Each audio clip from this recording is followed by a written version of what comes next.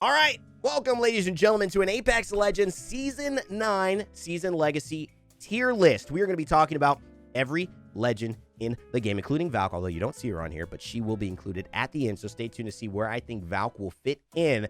And we're going to be talking about not just in arenas, but where I feel these legends, based on the changes in the patch notes, which you can see I made a video on. It's 45 minutes. Please go watch it. I didn't spend all that time without you guys to watch it, but it covers all the changes. We're going to see where they land out. Let's get started. First one on the list, Bangalore.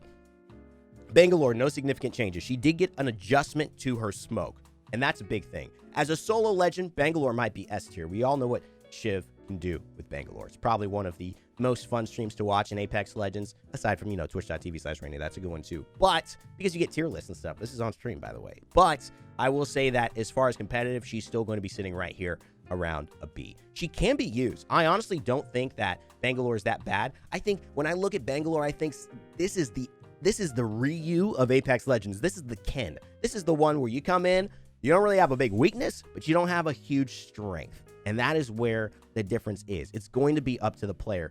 No doubt, we've seen professional Ryus and Kens in Street Fighter winning tournaments, going to the final championships, and we've seen Bangalore's in high-level competitive, and we've seen them played by the best to do some of the best things we've ever seen in Apex.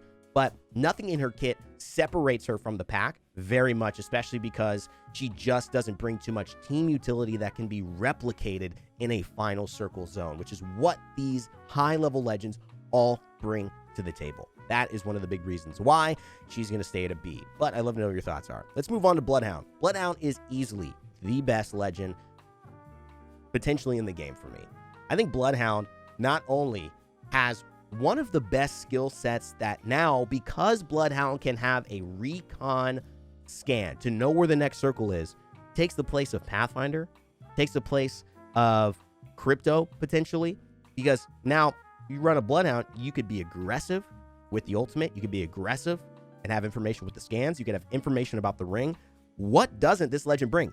Mid-sized hitbox, so you're not sacrificing your ability to win a 1v1.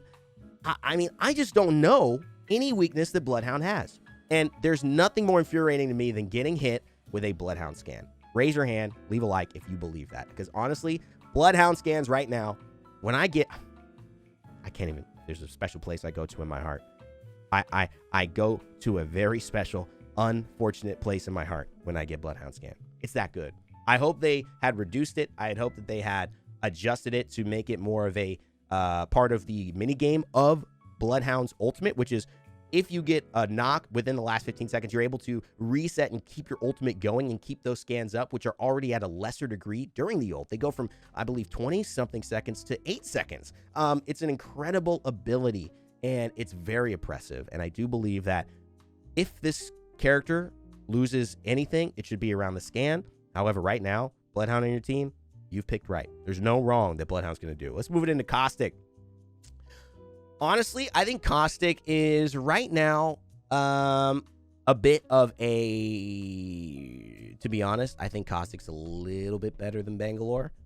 So let's see where he fits. I don't think Caustic can fit in an A, though. I don't know. Let me look at this.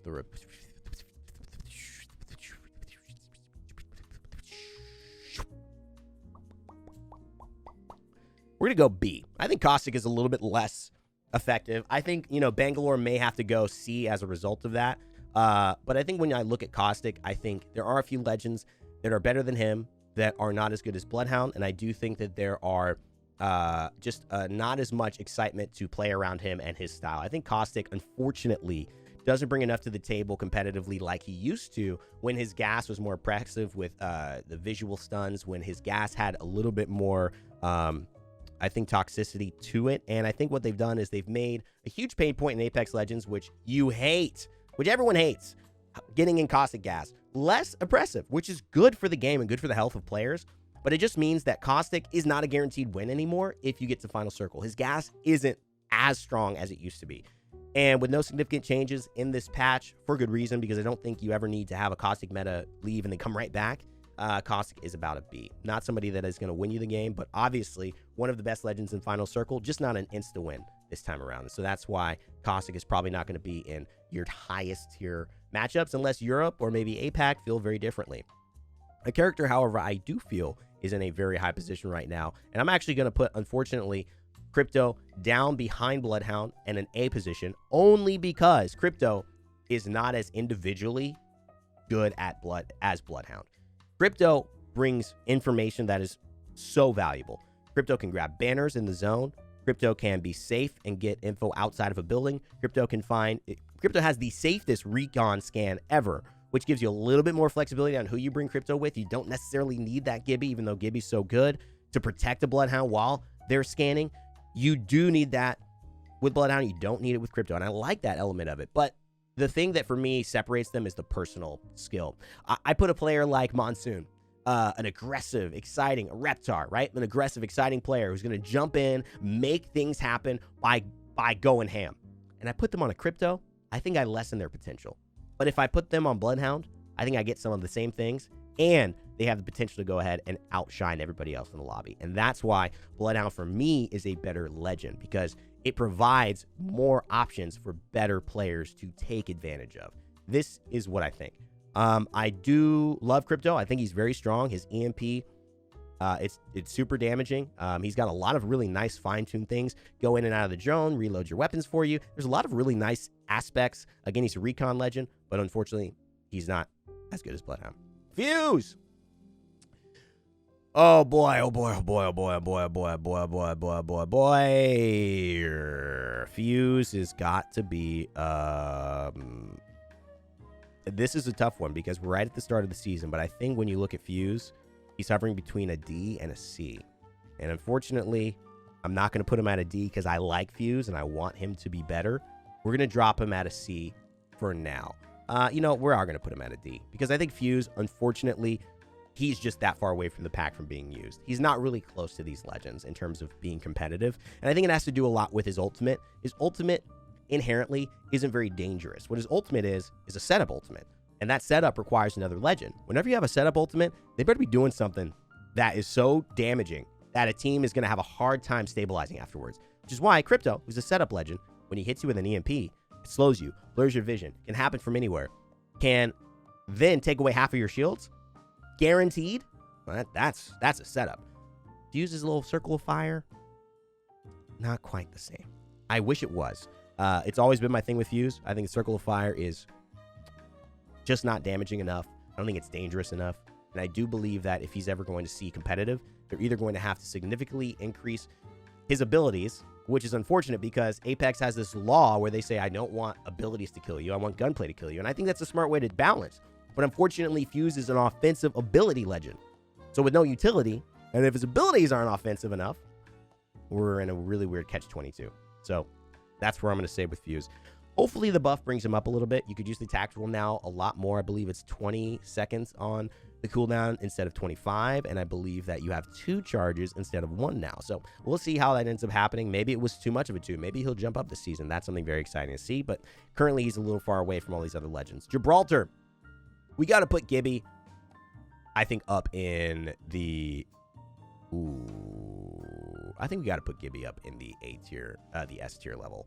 I think Gibby still is just so good and so valuable with what he does. And he's really cemented himself in the way Apex Legends is played right now. It used to just be you have to have a Wraith. And now you have to have a Gibby. I mean, a lot of people are saying you really have to have a Gibby. His defensive utility is one of the most interesting to me because his defense allows him to deal with his own ultimate. Therefore, if a Gibby's in a lobby and another Gibby's in a lobby and another Gibby's in a lobby, the only way to deal with the Gibby's ults are to have a Gibby yourself. So it creates this really weird back and forth where, oh, you got a Gibby, you got a Gibby, you got a Gibby. Okay, we all got Gibbies. And who's going to start that cascade of not playing Gibby anymore? Someone's going to have a couple of bad in-game circles because they don't have that shield. But someone's going to have to figure out how to play around it. Will Crypto be the one because with his EMP, he can take away the Gibby shield so they can defensive bombardment on top of themselves in a final circle, but Crypto plans the EMP right for that so that the dome disappears and now you can go ahead and push? I don't know. But it's going to take something where people realize, oh, I can't get what I thought I used to get on this Gibby dome and the safety in the same way. But there's no other legend that can stop, drop, open up, shop like Gibby, except maybe Lobo, because she could literally stop, drop, and open up a shop. I had no idea that was going to work so well. But she is a legend I'm excited to talk about coming up soon. But he could really put pause on the fight. And he could say, even though you're poking each other and I'm close to being down, throw my shield. Let's take a break. Let's re-engage. And that's what I think, you know, until things like that shift, Gibby is going to be a vital part of competitive because he's so he has so much utility, and he's a really good 1v1 legend. Even though he's got a bigger hitbox, the 15% damage reduction that, you know, his bullets do 15% less damage than him, but also you have the idea that he's got his gun shield. Yes, they made positive changes, so you can hit a Kraber shot, it'll do 50 damage, and the rest will go on to Gibby, that extra 95, but the idea is that it's just still a little unfortunate that you see, you know, Gibby, really, I don't see any way he's going away until he gets a significant nerf. All right, here we go. That was a really bad Loba dad joke. No, Justice, no. I feel like that was actually a really, that was clever. All right, here we go. Horizon. Horizon's A tier, guys. I think Horizon is A tier. I think she's right along Crypto. I think some players are going to utilize her. I think definitely after her nerf, she's been taken down a peg. If she ever was S tier, it was for but a moment. I don't think Horizon ever became a have-to pick, but she's definitely a high skill legend. The changes allowing her to spend about only 2 seconds at the top of her ultimate, not get away for that extra easy shield battery, or fight as accurately or as long in the air. She still has the, I believe she still has some of the accuracy, but really it's just tuned down the stuff that's made her so unbelievably strong is not only a solo legend, but an individual legend, that I feel that now she'll come back and people will have to start playing around her ultimate if they do want to see her be a big feature in competitive. Will it happen? I hope so. However, I'm just not sure that Horizon is going to be jumping into that S tier. I think we'll still see Horizon because people have now gotten used to how to play with Horizon. However, I think it's going to lean a lot more on how are we finalizing these ults. And I think you're seeing now Horizon being more, you know, it's what you need. Like, okay, now we're playing around the gravity, you know, we're playing around the black hole, right? And that idea is allowing us to think differently. When I black hole, we got to do this and this. You know, maybe there's this tandem of looking at somebody else's resources. Like, for instance, you're looking at Octane's jump pad all the time. Well, what if it became the focus around the stem and you started playing around the stem? And how fast can we rotate with? You know, these are elements where that little shift can actually start to change the meta because people start looking at, okay, instead of combining, like you take a sandwich and the meat, right? So you have a Reuben. You got nice, what is it? What's in a Reuben? I don't even, it's a corned beef. Is there corned beef? Right. Whatever it is, you got this nice beef and you got the sandwich. And looking at this, the jump pad versus the stem, or the gravity lift versus the black hole, it's kind of like looking at either the sandwich or the meat and making another meal out of it. All right, what do I combine with the sandwich bread? Well, I could do anything. I could put chicken in there. I could put turkey in there. I could put bacon in there, make a BLT. Okay, but now what if you start looking at just the meat? Oh, wow. Well, I could throw a nice balsamic drizzle on that. I might be able to, you know, pan sear that and serve it alongside this. Like, there's other things you can do with it, and it starts to give you a whole different train of thought because you're working with something different. So that's Horizon for me. Lifeline. I think Lifeline is going to be great in arenas. I think Lifeline is unfortunately going to be just, you know what? Here's the thing. This is a really interesting thought process. Do I think that we're going to see Lifeline in competitive? A very skeptical no, because I think it could happen. But for now, I'm going to put Lifeline. She really should be in between all of these, in my opinion. So let's do this. Let's put Lifeline and Bangalore right there. Let's put Caustic. Let's put them here. So I think Lifeline is actually, with the upgrade to the care package, going to fit in these, where you may see them. Every now and then there may be a team. There might be an experimental team that pushes her up to the top. But I think Lifeline's big change is the care package. The fact that you get guaranteed upgrades. Guaranteed? That is going to make a difference. That is going to make a difference. So we'll have to wait and see. She lost the shield on the revive, but it can revive 2 people now at the same time. Okay? So you're going to have a different play style, but the pressure of trying to finish someone before they revive, that still forces a lot of predictable actions from your enemies, which is great. It's going to be the care package, guys. Does the care package legitimately give you an advantage? Does it legitimately help you? If you rotate Final Circle early, think about this. In competitive, this is what happens. In competitive, you have to get to the Final Circle fast. People are rotating quickly. They're trying to buy real estate within that area. Lifeline can allow you to get there. You have the real estate, but you haven't fought. You don't have the shields. You don't have the supplies. If that care package actually means something now, it's a guaranteed upgrade every time. Buy in-game circle. You could rotate with whites, and you could have golds. Or someone could be all gold. Someone could be all purple. You could have meds, shield bats. Like, talk to me. There's potential there. But she's going to start here until someone exposes it. Loba, my dear Loba. Unfortunately, Loba's going to be in a C. I think she's going to be really good in arenas. But I don't think Loba is better than Bangalore, Lifeline, or Caustic. I, however, think Loba just got one of the best quality of life changes I've seen. And I'm so excited for Loba. So this is a really hard ranking to give her. This is an honesty ranking of competitive. But I do believe that Loba doesn't yet contribute enough to a team where she can be a little bit higher. And we haven't had anyone like Shiv be as committed to Bangalore and showing, okay, there's some moments Bangalore can work in high level as we have with Loba in competitive. So I really do hope that we get to see Loba more. But the fact that you can move now with the bracelet, the fact that you could shield, you could slide jump with the bracelet, that's great. They nerfed her ultimate from 90 seconds to 120 seconds, so 2 minutes now instead of a minute and a half. But still, I like where we're going with this. Okay, Mirage.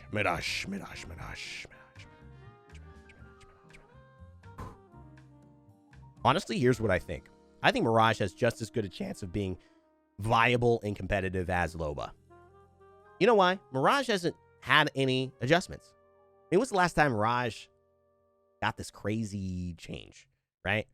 We need Mirage to be buffed. They never say that. Why would they never say that? Here's my conjecture. Mirage is already a pretty decent legend. I think Mirage is in the middle of the pack. I don't think Mirage is an F in terms of stats. I think he has a pretty good encounter rate and a pretty good win rate. And I think a lot of people underestimate how good a decoy can be in winning a 1v1. I'm just going to say it. You're not all as smart as you think you are. Neither am I, okay? I've been fooled by a decoy, all right? I've shot it. In fact, I've shot a lot. And I know you have too. Don't pretend. I don't have the footage, but if I really looked hard, I could find each and every one of you shooting decoys every now and then. And I just think the difference between you or me winning a fight is, do you shoot my decoy and then I start shooting you first or not? The problem is it doesn't scale really well when you have 3 people. His ultimate is purely defensive for him. His revive is the best thing for a team, and I actually like that a lot, and it's a tool that, I mean, arguably better than a Loba's Black Market. Not really, but you can make an argument for it. And so I think Mirage is actually in a pretty decent spot. Plus, he is literally pretty much one of the faces of this game. He's one of the most famous voice actors for this game. He's the face of this game in so many of the trailers. I don't think they're going to let him just sit at like 45% win rate. Like, they would want him at least average. So I think he already is average. So that's where I put him there. You guys let me know about my conjecture, but I believe this is the case. Octane. All right, I think Octane is S tier, guys. I think it's been proven. I don't think you cannot be S tier if people make such a sudden switch to you and they still do well and win. Octane has usurped Wraith. Octane, with this change, we'll see where Octane goes. I think it'll be at a high level, still the same. And I think at a low level, a little bit more in balance. The reason is high-level players will know what to do and how to use that stem. And in fact, there's a little bit more. It's, yes, double the health almost. 12 to 20 health now every time you stem. That's a lot. Ooh. But you get it every 1 second if you want. So a good player is going to know how to scale that. If I have a 80 health, but I know that getting to that area safely guarantees I live versus getting here and maybe getting there, maybe not, having to wait 4 seconds, stem again, maybe gets me there and I live, or I die on the way, I'm going to sacrifice 40 of my 80 health to get there. But I'll know that because I'm a better player. So as a high-level player, their decision-making process will not mitigate their chances to win very often if they're in that finals and they're in that situation. For most players running around just trying to stem all the time as Octane, they're just going to be super low health and die. But that's not what the best of the best are going to do, and they actually have access to the tools a little bit more. So I think that is going to make Octane still great, and they didn't change the jump pad because, honestly, it's one of the best things that happened to Apex Legends. The jump pad change, bravo, Respawn, Apex, you guys are great. That was literally so much fun. It's made Octane viable. Rotations are different. We're playing the game in the air now. Really, Catalyst set off a lot of things. Okay, cool. Yo, I hit Twitch affiliate, and I actually think I could be a content creator. Congratulations, Mercer. We'll talk about that. You guys have content creation questions, leave them in the comments below, because we're doing a lot of content creation right now in this stream. So hopefully you guys are, seeing it and, getting some ideas on how you can manage when things don't go well, right? When you can't get into the game. So we're going to do this. Pathfinder. This is a good one. I know you guys want to know. Pathfinder is going to be a B. I think Pathfinder clearly better than Loba, Mirage, and Fuse. I think Pathfinder, however, has a little bit of a difficulty in scaling his efforts to the team without the zipline jumps. Being able to bounce multiple times on the zipline makes it just for a good player, just really predictable. I think as a solo legend, Pathfinder, alongside Bangalore, alongside Horizon, probably, and Bloodhound, and Octane, probably the best in the game, right? But I think as a team player, as competitive, Pathfinder lost a little bit of the juice, and I'm not sure if it's going to come back until Pathfinder is set free with his grappling hook cooldown going back to where it was, or closer to where it was when you hit a big grapple. That's really going to be the difference, because that level of burst mobility will make him S tier again, and you'll get the recon legend potential. But even then, he gets it back. Is he going to compete with Bloodhound scans?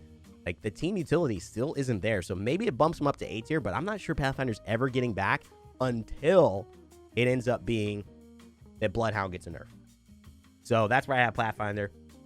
Rampart's going to be about a C for me. I think Rampart has a lot of great utility. In fact, I think Rampart's just a legend that I don't like to play. The reason I don't like to play Rampart is because, although I love when I do play Rampart because it's so off, like it's so intermittent, she just is too defensive, and I don't like the way Sheila functions. However, we do have a lot of Sheila buffs coming up. We have some Rampart, again, attunements up, and you can see continually they're trying to bring Rampart up a little bit because she had such a difficult launch, and now it's been a very, very difficult time for Rampart to have any relevance in high-level play. The problem with Rampart, and why I don't ever believe Rampart will be A or S, is because, wow, that's a rough meta. You know, you got walls everywhere, Sheila everywhere. It feels like it'd be worse and more punishing than just a Watson, because at least Watson isn't shooting a minigun back at you while she's holed up in a room. All Rampart teams are going to be destroying shooting out of those barricaded windows with a Sheila and with their own bow check bows. Like, I'm not sure this is going to be good for the game. So, unfortunately, I think there is a bit of a lower ceiling for Rampart to potentially get buffed and put in that zone. 3 more! Come on! Keep the energy up, guys! Keep the energy up. Let's go. Watson. You know what? I like Watson. I like Watson a lot.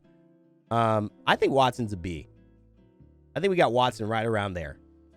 And I think this is a great sign of kind of where we're seeing it all balance out. And remember, 04, we got Valk coming up after this. You're absolutely right. Watson is, in my opinion, a legend that, very much like Rampart, doesn't contribute to a playstyle that people love to watch, but it is a great playstyle for certain people who like to play a slower game to play. The problem is, I think with arenas coming out this season, we're not necessarily going to see, that slower level of play have to be the way that you approach a BR, because you may not have to play BR at all. You might play arenas. In competitive, I just don't know if the game is slow enough to engage a Watson to set up, because I think what you have to have is, if I'm setting up, that's where I'm staying, right? I'm trying to find my spot and stay there.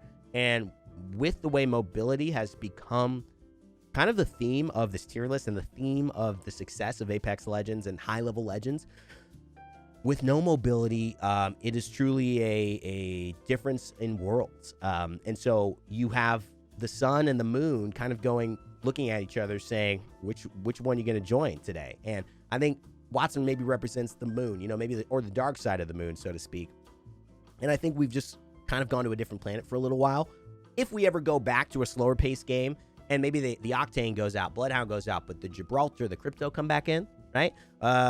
Stay in, and then maybe we see a little Rampart.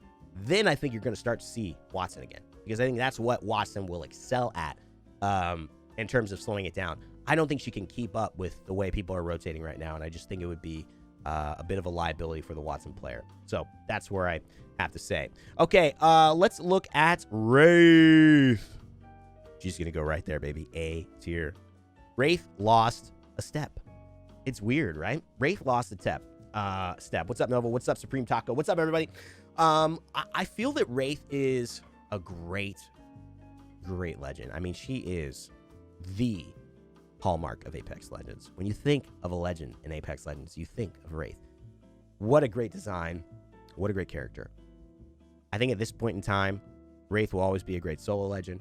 Wraith will always be a very good competitive legend, and it's going to be about whether they stay in the meta. Currently, Wraith lost low profile, and that will be a big bump, as well as Wattson, who lost low profile, no longer low profile for all of these legends, Lifeline, Wraith, and Wattson. So these are inherent buffs. I think for Wraith, it could do the biggest difference, though, especially if Octane Stim feels worse than it actually is. You know what I'm saying, guys? Like, if this Octane Stim actually is way worse, like, I'm thinking of the best version of it. But if it ends up being worse, pros get a little salty. They're like, Wraith just got better? Like, Wraith is the same, but just got better? Like, that's nice. Like, imagine having a 5% damage boost. It's essentially what happened. Except, you know, the opposite of you don't take 5% more damage, but that's like saying that, you know, you have 5% more damage to work with. It wasn't there before of your health. That's awesome. And this is maybe the tipping point back. A nerf here, a buff here. Could these two switch? Maybe. We will wait to see. You know where to find me. I'll be casting the competitive games, so we'll be talking about it on the show a lot. Make sure to follow the ALGS and my Twitter at Rene Gaming, because I always tweet when I'm casting. I always let you guys know there. I don't always let you know on YouTube though. So again, it is a better place to follow me for like news like that. Okay, two more. Revenant. I'm a big fan of Revenant. I like Revenant. I don't know if this is going to surprise people or not, but unfortunately, I don't think Revenant does much outside of kind of staying in the middle of the pack for these legends. And, you know, when I look at it, Revenant to me in my mind belongs here. But in reality, as far as is Revenant going to get played over these other legends, I think it's very specific to the actual meta of Europe, APAC, or North America. I think APAC is actually preferring a lot of Revenant right now. So if you're in APAC, I think actually Revenant might jump here for you. And you, again, very much like Gibraltar, okay? So if Gibraltar is dominating a North American meta, and you have to have Gibraltar to defend against Gibraltar, Revenant might be dominating an Asian Pacific meta where you are forced to deal with a totem push, and the best way to deal with a totem push is actually to totem push back and have your own, and to beat somebody to it. And I think that's where you're going to see Revenant. Revenant is a meta in himself. And that's the power of a legend like Revenant and the power of an ultimate like that. But until that becomes what people decide to do, Revenant will be an off pick. And I think that's appropriate. That's how it should be. You know, all these characters, when you kind of look at them, are metas in themselves some way. You know, when they get picked, other teams almost have to pick these legends to stay competitive with them. All right, so that's all of them, right? All right, let's wrap it. Just kidding. I gotcha. All right, we're going Valk. We're going to do Valk. Let's talk about Valk. What is Valk bringing to the table? Here's the deal. Valk, in my opinion, I wish I could just get another one. Should we just leave you? So I think Valk, personally, is going to land immediately in A tier.